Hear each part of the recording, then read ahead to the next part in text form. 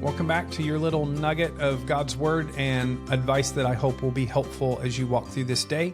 Whatever age you are, today's little devotion will be helpful to you. Again, this week is not a series. It's just individual words of wisdom that have helped me through time, things that I've learned, things that I've picked up, especially things centered around God's Word. In Matthew chapter 5, verse 9, there's a little statement that Jesus makes, and we're going to unpack it a little bit this morning. Jesus says, "Blessed are the peacemakers, for they will be called children of God." Blessed are the peacemakers, for they shall be called children of God. And so we know that it's really good to be a peacemaker.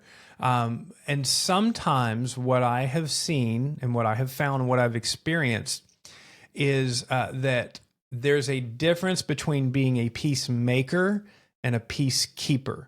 And so in this scenario, what I'm talking about is the difference in somebody, a peacekeeper versus a peacemaker. This may not be the Webster's definition of it, if Webster still exists, or the dictionary.com definition, but it'll be helpful for you to see the difference.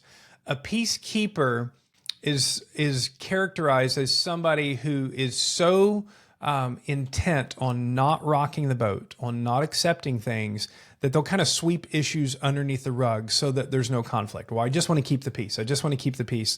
And so we're going to ignore this. So a peacekeeper can be conflict avoidant because they're afraid of conflict.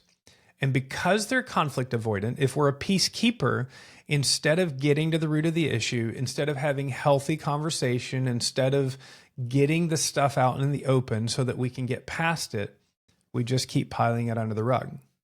Well, what happens if you pile something under the rug?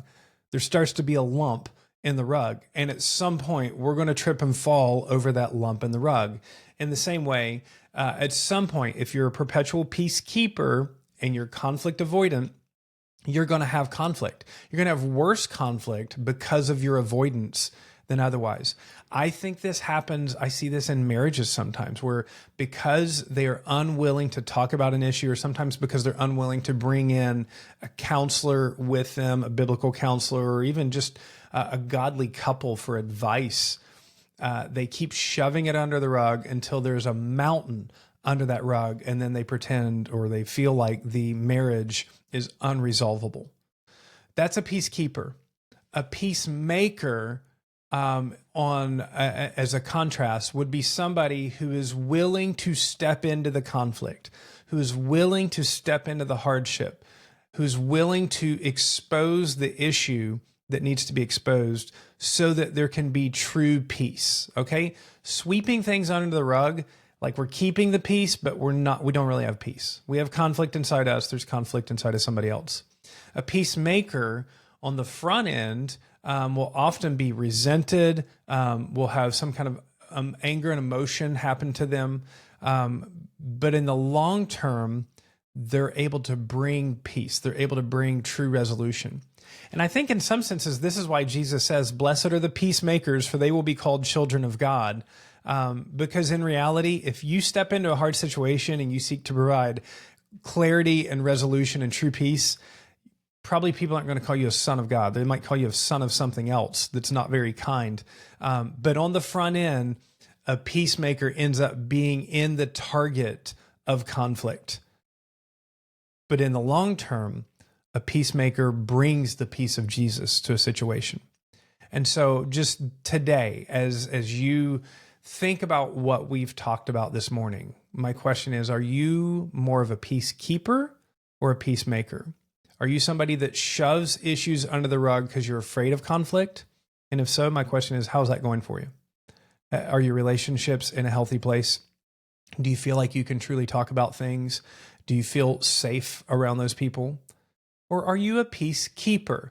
Not that you are going and blowing up situations just for the fun of it, not that you are attacking and accusing, but you are going to address things so that there can be true peace. Instead of being conflict avoidant, which sometimes means I didn't try to make peace with this person, I just left them. I didn't try to work through these issues with my friends, I just avoided them.